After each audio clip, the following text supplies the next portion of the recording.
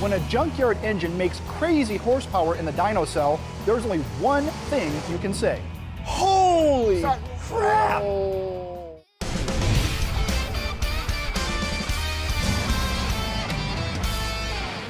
Welcome to Engine Power, where engine tech and real-world dyno numbers go hand in hand. This season has been filled with awesome builds. They include a 292-inch inline six with artificial atmosphere, a stroked small block Chevy with a big blower, a big inch FE, and the list will grow as we continue pumping out these shows for you. This engine is going to receive a totally different approach than the ones we just mentioned.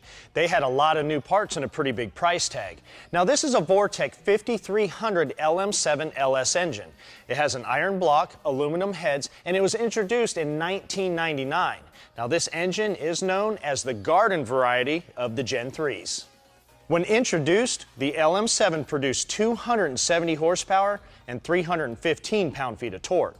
Through its production years, it increased in both the horsepower and torque departments. The final Gen 3 LM7 made 295 horsepower and 335 pound-feet of torque.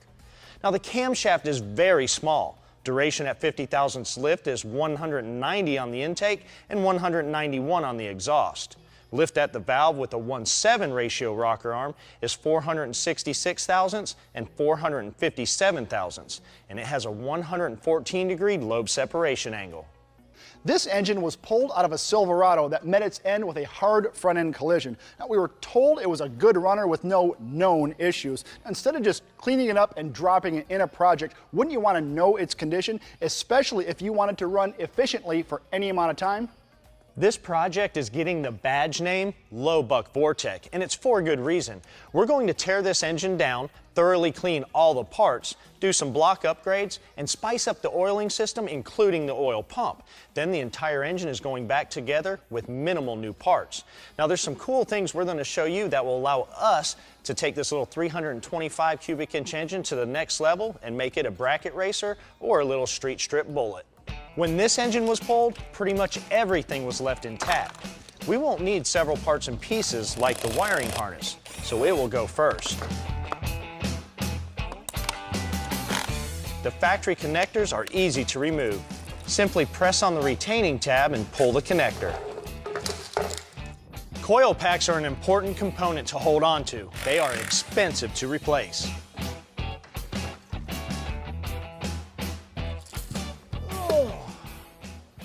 Look at there, look at there. A couple leaves.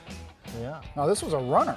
Typical looking intake runner, and Well, that's why we're taking it apart and cleaning it. I mean, other than it being dirty, if it ran, it'll run again. that's right.